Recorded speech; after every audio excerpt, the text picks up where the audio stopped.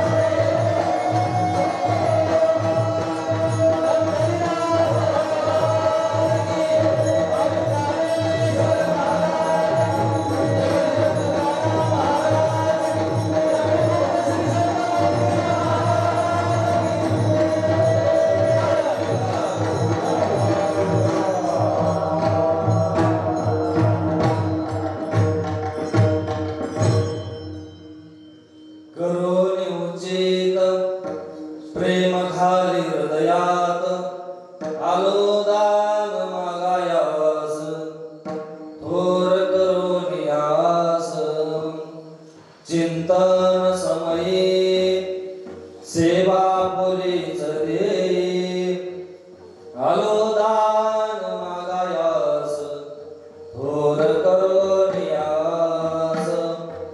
तुकया बंधू मने भावा तुकया बंधू मने भावा मज मिरवा देवा आलो दान मागायास थोर करोनियास विठ्ठल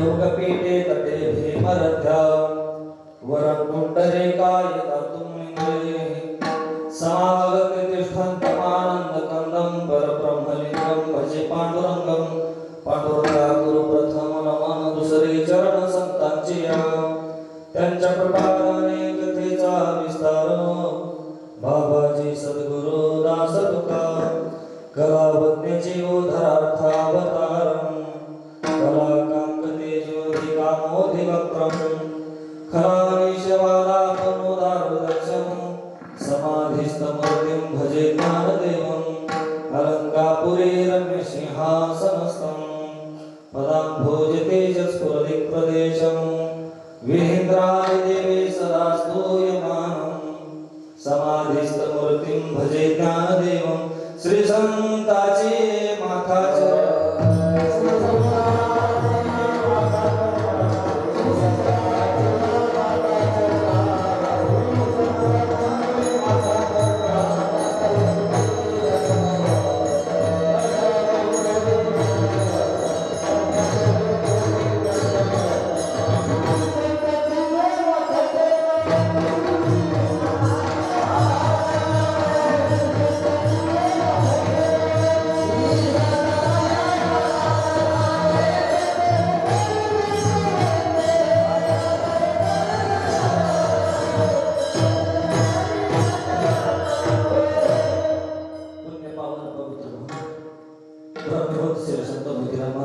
यांच्या दरबारामध्ये यात्रा महोत्सव या निमित्तानं रात्रभर कीर्तन महोत्सव कार्यक्रम त्यातील माझ्या अज्ञान पामर बालकाकडे या ठिकाणी साधू संतांच्या कृपेने आलेली सेवा आहे. ब्रह्मभूत श्री संत मोतीराम महाराज ज्याप्रमाणे भेट देतील त्या अनुषंगाने या ठिकाणी 2 शब्द सेवा करण्याचा प्रयत्न आहे. विठ्ठल विठ्ठल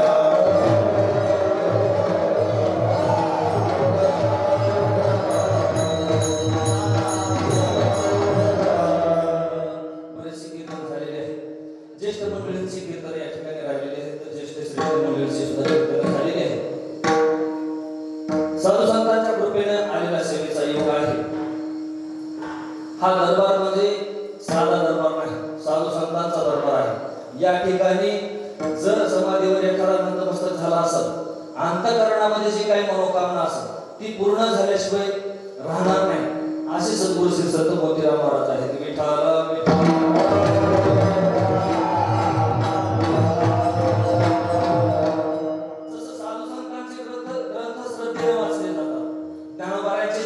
श्रद्धेने वाचली जाते, तुकोबारायांची गाथा श्रद्धेने वाचली जाते. तुम्ही गाथ्याकडे जे मागाल तुम्हाला प्राप्त होणार आहे, ज्ञानेश्वरीकडे जे मागाल तुम्हाला ते प्राप्त होणार आहे.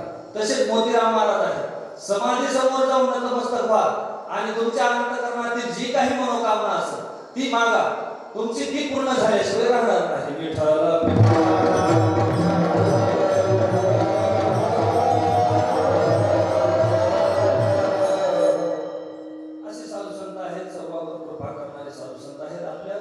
अत्यंत जवळ असणारे साधू संत आहेत. ही मोठी परंपरा कित्येक वर्षापासून चालत आलेली आहे. तर आजच्या कार्यक्रमासाठी पहिल्याच कीर्तनामध्ये त्या ठिकाणी निवडलेला अभंग आहे जगद्गुरु तुकोबाराय यांचे धाकटे बंधू यांचा हा अभंग 4 चरणाचा आहे. तर या अभंगामध्ये देवाकडे मागणी मागतात. मागणी कोणाकडे मागितली पाहिजे? तुम्ही आम्ही प्रत्येक जण मागण्याकरता बसलेलो आहोत, पण तुमची आमची मनोकामना आहे. काहीतरी देवाला आपण दिल्याच्या नंतर आपण त्या बदल्यामध्ये देवाकडून काहीतरी मागितलं पाहिजे, ही तुमची आमची मागणी आहे. कारण तुम्ही आम्ही भगवान परमात्म्यासमोर 2 रुपयाची उदबत्ती सुद्धा फुकट लावित नाही, त्या मागे काहीतरी मोठं दान मागून घेतो, ही तुमची आमची मागणी आहे. पण साधू संत देवनी ते काही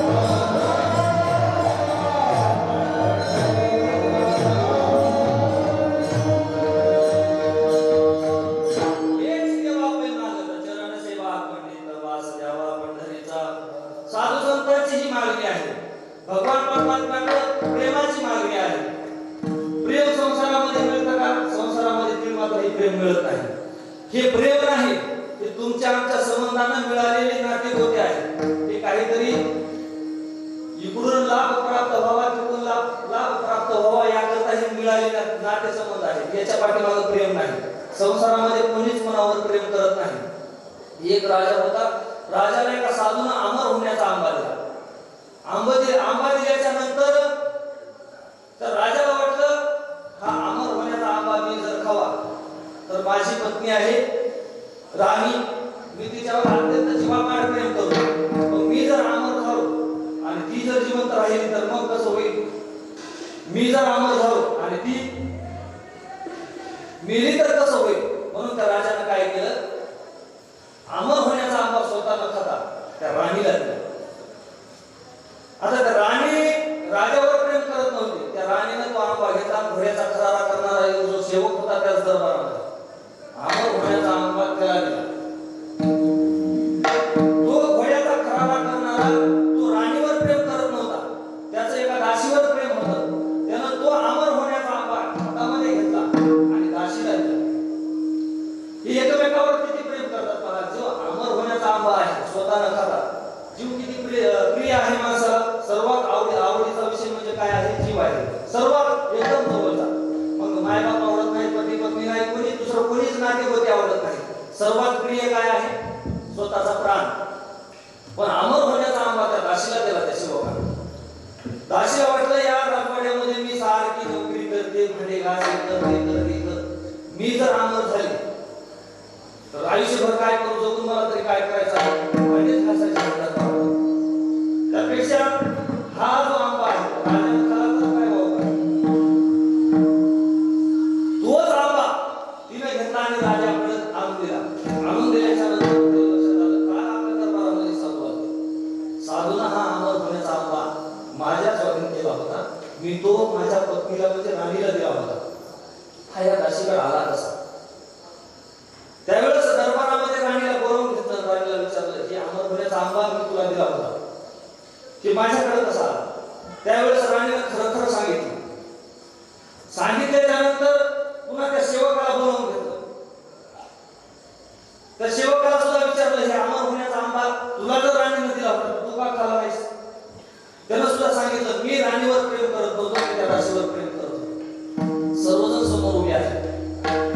तो राजा सर्व राजवाडा त्यागून वनामध्ये गेला आणि स्वतःचा आत्मकथन लिहिलं. धिक्कार असो माझ्या जीवनाचा. अरे जिच्यासोबत मी संसार केला, उभा संसार, ज्याच्यासोबत मी अमर होण्याचा आंबा सुद्धा मी तिला दिला, म्हणजे माझ्या जीवापेक्षाही मी तिच्यावर जास्त प्रेम करत होतो. हे प्रेम तिला समजलं नाही आणि ती माझ्यावर प्रेम करते का नाही हे सुद्धा मला समजलं नाही. म्हणून माझ्या जीवनाचा धिक्कार असो. राणीचा धिक्कार केला. अहो जी व्यक्ती संसारामध्ये अमर होण्याचा आंबा जर देत असेल तर ती आपल्यावर किती प्रेम करते हे सुद्धा तिला प्रेम कळालं नाही. तिने अमर होण्याचा आंबा त्या सेवकाला दिला. धिक्कार असो त्या राणीचा सुद्धा, धिक्कार असो त्या सेवकाचा सुद्धा. जी राजाची राणी आहे ती प्रेम करते त्याला ते सुद्धा समजलेलं नाही. जर काही घातपात करून माझा जर जीव प्राण गेला असता तर तोच जो सेवक आहे तो राजा बनला असता. हे सुद्धा प्रेम करायचं कळलं नाही. त्याचा सुद्धा धिक्कार असतो. सर्वांचा धिक्कार केला आणि आत्मकथन लिहिलं स्वतःच. या संसारामध्ये प्रेम मिळत नाही. संसारामध्ये मागून, संसारातील व्यक्तीकडे मागून प्रेम मिळत नाही. फक्त प्रेम देणार आहे फक्त भगवान परमात्मा आहे. आपण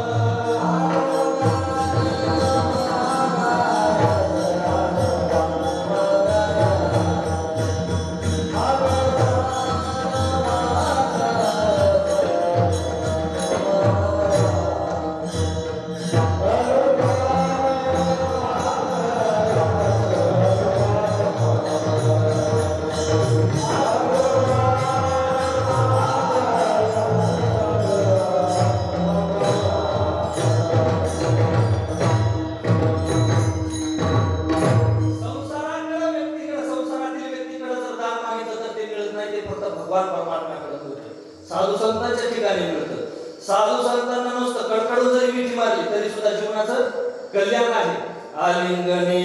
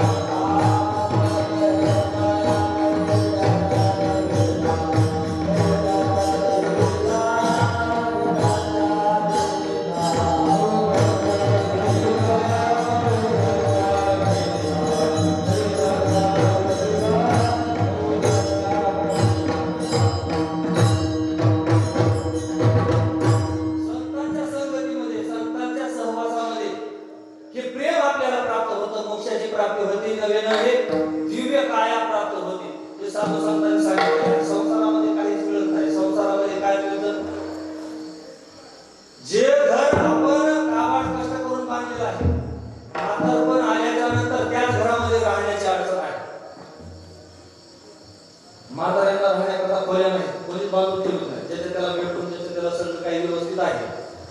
म्हातारा बांधलेला बंगला कोण आहे? म्हाताऱ्यानंच बांधलेला आहे. म्हाताऱ्याला झोपण्यासाठी सुद्धा त्या बंगल्यामध्ये जागा आहे. ते तुमचा आमचा संसार आहे. विठ्ठल विठ्ठल